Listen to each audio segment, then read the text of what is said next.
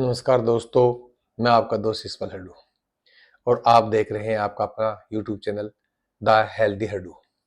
दोस्तों, हम बात करते हैं सेहत की और सेहत की बात के अंदर आज मैं बात करूंगा। कुछ साथियों के प्रश्न आए, कुछ व्यूअर्स हैं उनकी क्वेरी आई, उनके ऊपर है।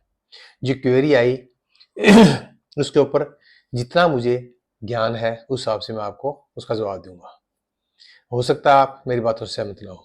पहले एक दोस्त का मैसेज आया कि सर आपकी दिनचर्या क्या है और आपका सेहत का राज क्या है। दोस्तों, मैं बता दूं, मेरी उम्र 61 साल 6 महीने हो गए और मैं आज भी अपने आप को 50 से भी ज़्यादा छोटा मानता हूँ। एनर्जी लेवल मेरा बड़ा अच्छा है। तो मैं मेरी दिनचर्या बताऊं तो दिनचर्या के अंदर मेरा रूटीन है कि मैं सुबह 4:45 और 5 बजे करीब उठ जाता हूँ। उठने के बाद सबसे पहले मैं परमात्मा का शुक्रिया अदा करता हूँ और उसके बाद एक अच्छी सी अंगड़ाई लेता हूँ। अंगड़ाई लेकर के उठ करके 30 सेकंड बेड पे बैठा रहता हूँ। उसके बाद बिल्कुल निवाया नॉर्मल पानी पीता हूँ, जैसे पुराने घड़े का पानी होता है ऐसा पानी पीता हूँ, 1 लीटर के लगभग, बूंद बूंद करके, बिना कुल्ला किए, बिना मुंह हाथ धोए। पानी पीते ही, ये पानी पीता हूँ मैं, ये ओकड़ू बैठ के पीता हूँ और पानी पीते ही तुरंत मैं फ्रेश होने चला जाता हूँ। फ्रेश होकर के आकर के हाथ मुंह धो करके जूते पहने और ग्राउंड में चला जाता हूँ। ग्राउंड के अंदर मैं लगभग 1 से 1.25 घंटा पूरी फास्ट वॉक करता हूँ। दौड़ कम लगाता हूँ क्योंकि मेरे राइट घुटने के अंदर थोड़ी प्रॉब्लम आ गई थी 3 साल पहले, उस वजह से मैं रिस्क नहीं लेना चाहता। लेकिन चाल मेरी ऐसी होती है कि 1 घंटे के अंदर 6 से 7 किलोमीटर निकाल देता हूँ। घर आने के बाद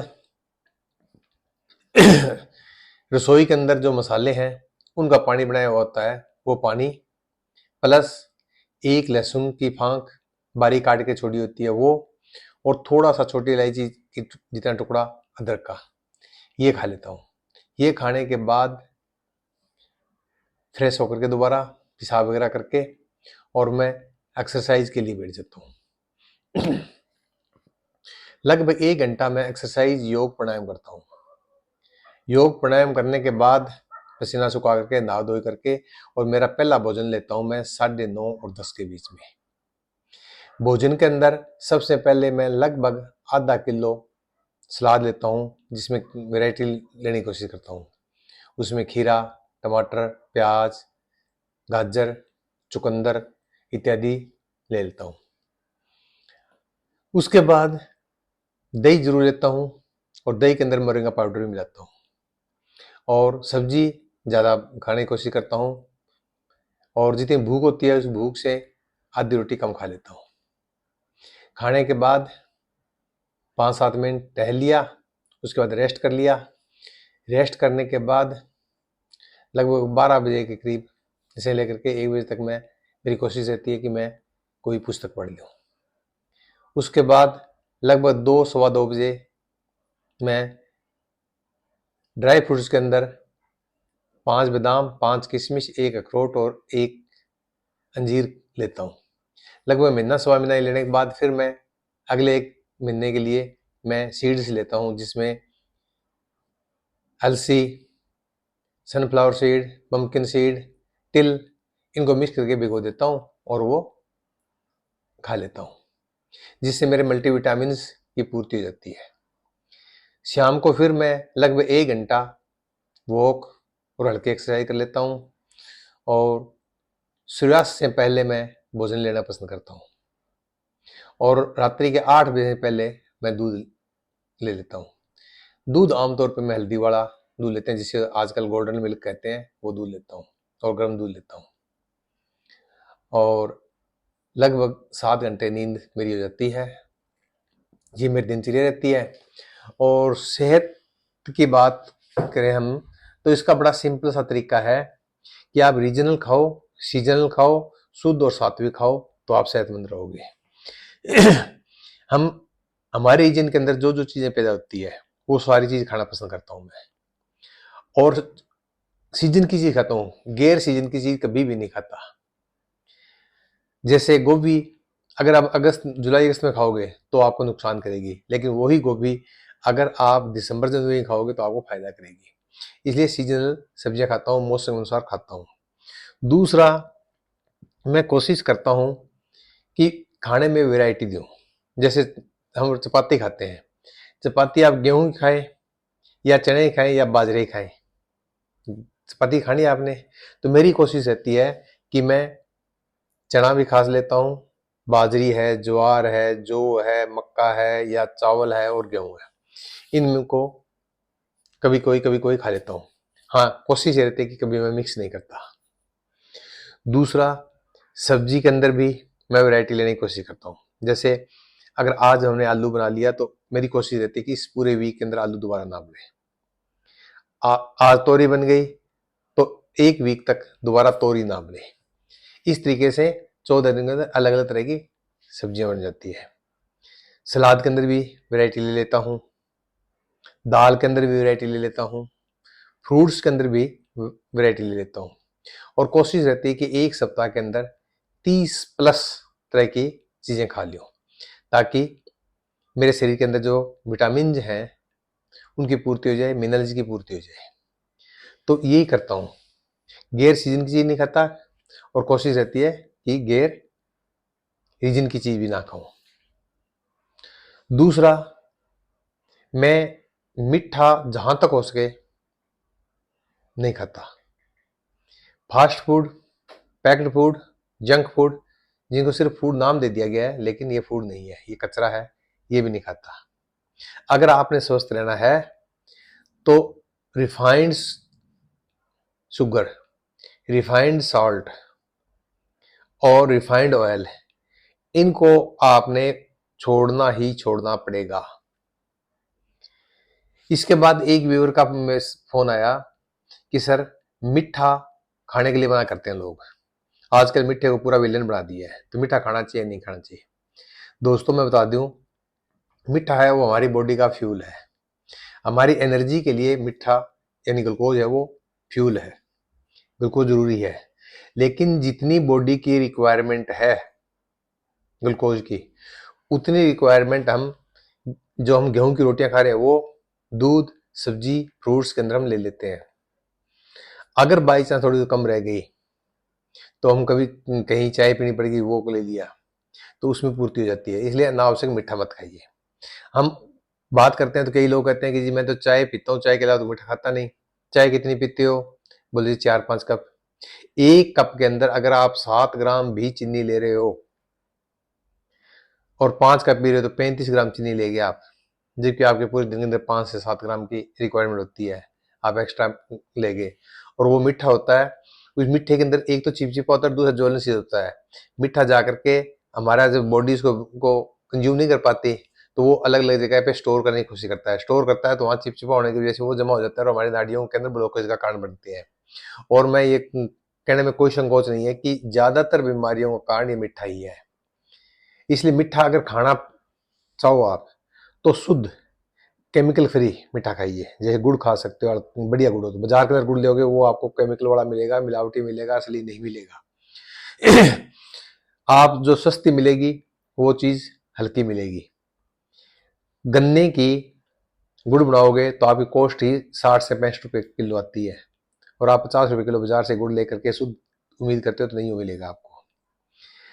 शक्कर ले सकते हो, देसी खांड ले सकते हो, सिट्टे वाली मिश्री ले सकते हो, और नेचुरल स्वीटनर के रूप में आपके खजूर आता है ये ले सकते हो। कई लोग ये कह देते हैं कि जी शुगर फ्री टेबलेट वगैरह, शुगर फ्री पाउडर ले लेते हैं। शुगर फ्री पाउडर या टेबलेट है वो तो इस मिट्टे से भी ज्यादा जहर है। इसमें एस्पार्टम नाम का एक जहर होता है, केमिकल होता है, जो आपको सीधा सीधा कैंसर का कारक बनता है। इसलिए शुगर फ्री जो टेबलेट या पाउडर या कोई भी खाने चीज है वो आप बिल्कुल ना लें आप। इसी तरीके से आप कोल्ड ड्रिंक्स, बाजारू जूस इत्यादि बिल्कुल ना लें। मीठा जहां तक उसके अवॉइड करें, और खाएं तो आप बिना मिलावट वाला, बिना केमिकल वाला लें, और नेचुरल स्वीटनर के रूप में खजूर इत्यादि लें तो अच्छी बात है। एक साथी का मैसेज आया कि सर हम तेल का प्रयोग कौन सा करें। तो दोस्तों तेल के अंदर भी वही बात है, रीजनल वाला नियम लागू हो जाता है। जैसे हम हरियाणा और राजस्थान वाले हैं, हमारे लिए सबसे बेस्ट तेल है सरसों तेल का तेल है। गुजरात और महाराष्ट्र वाले हैं, उनके लिए बेस्ट है मूंगफली का तेल। आगे केरल से लेकर के और कलकत्ता तक चले जाओ आप, तो उस एरिया के अंदर नारियल ज्यादा होते हैं, तो निश्चित तौर पे नारियल का तेल बेहतर होगा। इसलिए देसी घी या उस रीजन के अंदर जो तिलहन पैदा हो रही है उसका तेल, वो भी घर से में कच्ची घानी का निकला हुआ। बाजार में जो कच्ची घानी का तेल के नाम से आ रहा है, वो कच्ची घानी का बिल्कुल नहीं है, सिर्फ मार्केटिंग ब्रांड है। और जो नए नए नाम से तेल आपको बाजार में उपलब्ध हो रहे हैं, उन सब में मिलावट होती है, सब में केमिकल मिला होता है, सब के अंदर पाम ऑयल मिला होता है, सब के अंदर। और रिफाइंड ऑयल है या वेजिटेबल ऑयल है, वो तो आपके लिए जहर है, जहर। उसको बिल्कुल बंद कर दीजिए। आप या तो देसी घी खाएं, या जिस रीजन के अंदर जो तिलहन पैदा हो रही है, जैसे मेरे रीजन के अंदर तिल और सरसों होती है, तो मैं सरसों और तिल है वो खुद निकलवा करके उस तेल को प्रयोग करूं तो ही बेहतर है। दूसरा, किस घी को छोड़कर बाकी कोई भी तेल हो, उसको एक बार से दोबारा गर्म करके नहीं खाना चाहिए। पहली बार गर्म करके खा रहे हो तो आपके लिए वो अमृत है, लेकिन दूसरी बार गर्म कर रहे हो तो वो उसमें केमिकल रिएक्शन होकर वो ट्रांसफैट बन जाता है, जो आपके लिए बीमारी का कारण बनती है। इसलिए दोबारा बार बार गर्म नहीं करना चाहिए। और बाजार के अंदर जब आप फास्ट फूड लेते हो, पकौड़े लेते हो, समोसा लेते हो, कचौरी लेते हो, वो कढ़ाई के अंदर कितनी बार तेल बॉयल हो जाता है, उतनी ज्यादा वो जल जाता है कि वो बिल्कुल आपके 100% कोलोन कैंसर का कारण बनती है। इसलिए दोस्तों ये कचरा खाना बंद कीजिए और घर का साथ भी खाइए। एक साथी का मैसेज ये भी आया कि बिस्किट खाएं या ना खाएं।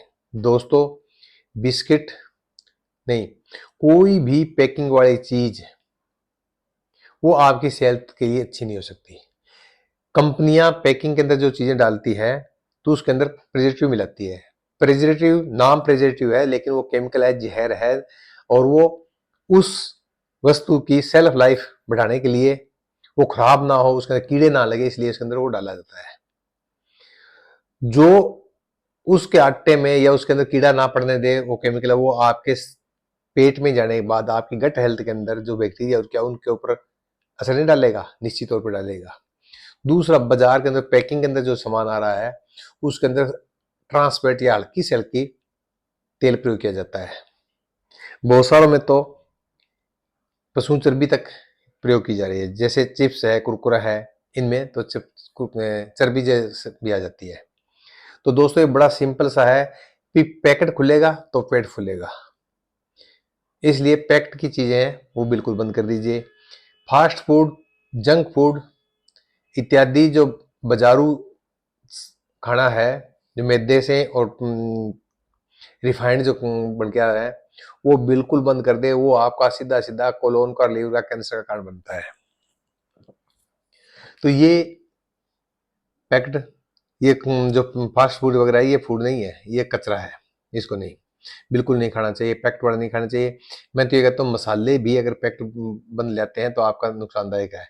आप साबुत हल्दी चाहिए, साबुत मिर्च चाहिए, और उनको सफाई करके और घर अपने सामने किसी मशीन पे जाइए और पिसवा के ले आइए आप।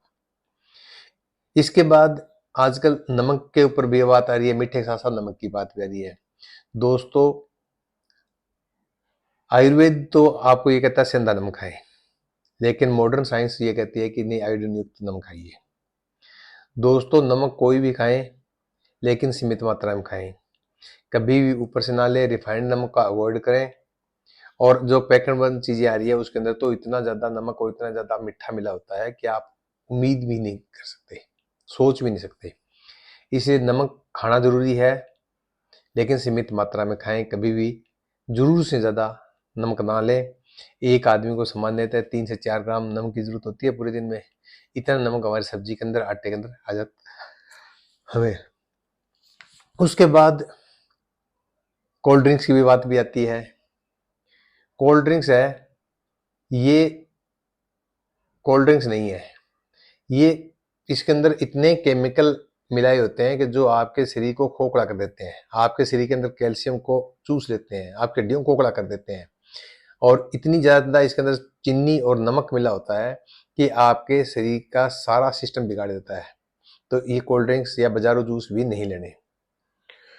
फिर एक साथी का आया कि आलू और बैंगन खाने चाहिए, नहीं खाने चाहिए। दोस्तों, सब्जी कोई भी खराब नहीं है, सारी सब्जी खानी चाहिए। हर सीजन की सब्जी को हमें खाना चाहिए। आलू भी सीजन में खाना चाहिए, लेकिन कभी भी आलू को डीप फ्राई करके मत खाइए आप। बैंगन भी खाना चाहिए, क्योंकि बैंगनी रंग आपको अलग तरह का बेनिफिट देगा। आलू में भूरा बना है वो आपको अलग तरह का बेनिफिट देगा। शकरकंद लाल है तो उसका अलग तरह का बेनिफिट देगा। मैं ये कहता हूं कि थाली है वो रंग बिरंगी होगी, तभी हम स्वस्थ रह पाएंगे। कहावत है कि आदमी के दोस्त और थाली इंद्रधनुष की तरह से होनी चाहिए। ये इंद्रधनुष के अंदर कितने 7 रंग होते हैं ना, इस तरह के आदमी के दोस्त भी रंग रंगीले होने चाहिए और थाली भी रंग रंगीली होनी चाहिए, तभी हम स्वस्थ रह पाएंगे। तो दोस्तों, हर सब्जी, हर फ्रूट सीजन के हिसाब से जरूर खाएं, पर गैर सीजन के नहीं खानी।